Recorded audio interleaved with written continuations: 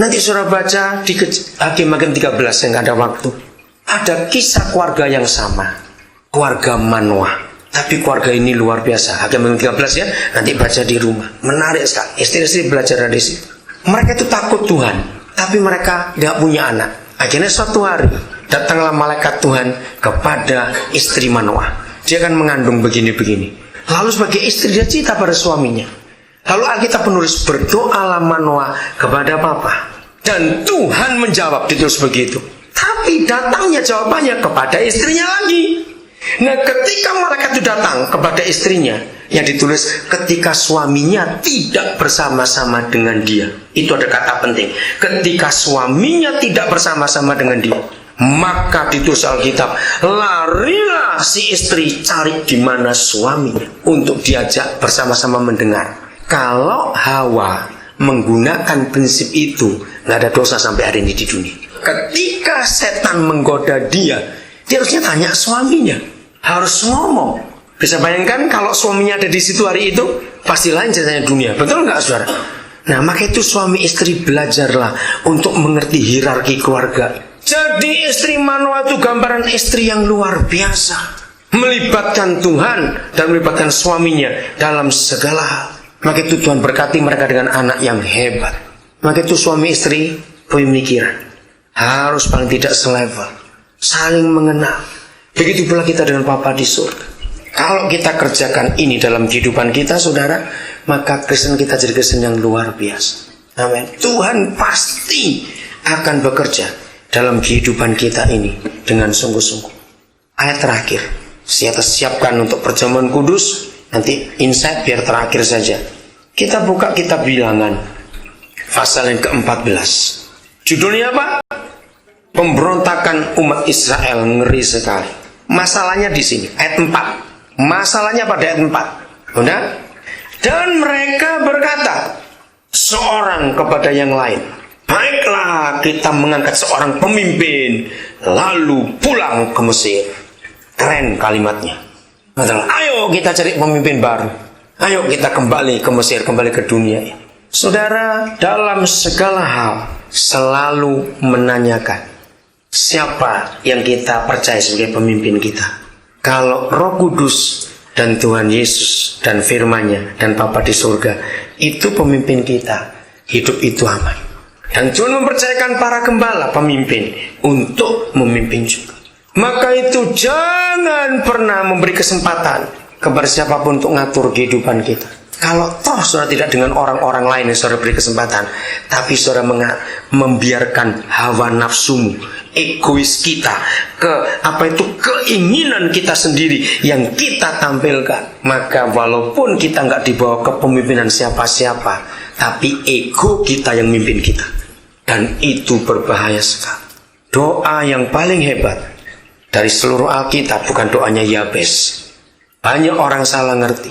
Ketika 5-6 tahun yang lalu orang sibuk dengan doa Yabes, saya nggak pernah sibuk. Karena cari enaknya aja doa Yabes itu. Perluas wilayahku, ini enggak. Maka itu saya nggak pernah khotbah tentang Yabes. Karena bukan itu yang Tuhan mau. Doa yang paling hebat di Alkitab adalah doanya Tuhan Yesus. Bukan kehendakku, tapi kehendakmu jadilah. Dan itulah tubuh dan darahnya hari. Jangan main-main.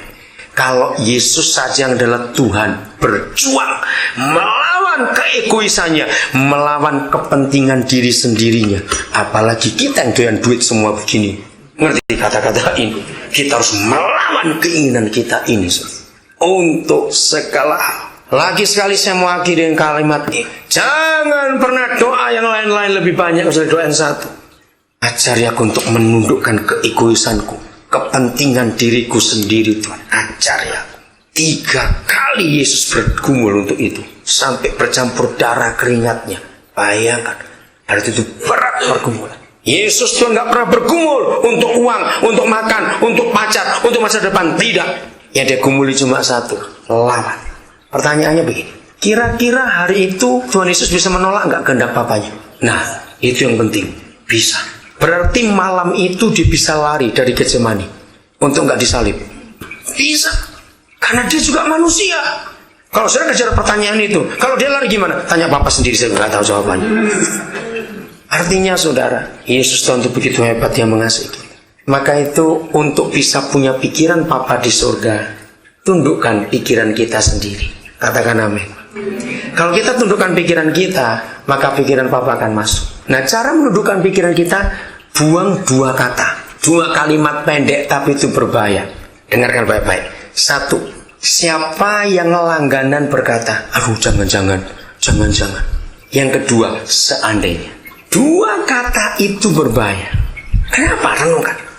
Orang yang suka berkata, aduh jangan-jangan, kira-kira, mungkin, nanti bagaimana? Itu berarti orang yang ketakutan menghadapi masa depan. Betul nggak? Jangan-jangan. Belum terjadi. Dalam satu diskusi di kapal itu ada seorang yang tanya, gimana caranya, karena ada satu tema yang mereka minta, bagaimana memanage keuangan. Itu bagus sekali, bagaimana memanage keuangan. Nah terus dia sampai tanya, kan kamu harus persiapan nanti untuk melahirkan anak, sekolah gimana, semuanya itu. Selesai balik, kamu sudah punya pacar belum? Belum. Ya usah, jangan tanya, masih terlalu jauh itu. Masih terlalu jauh. Terus saya berkata, maaf jangan tersinggung ya, saya bilang begitu. Berarti kawin pun kamu belum tentu. Loh betul nggak? Toh kita bisa mati kok kapan-kapan. Terus dia tertawa, iya ya sudah jangan mikir. Kawin aja belum tentu, saya mikir anak dulu bagaimana. Itu kejauhan. Maka itu hati-hati, jangan keluar di hidup itu. Seandainya itu orang yang selalu ingat masa lalu.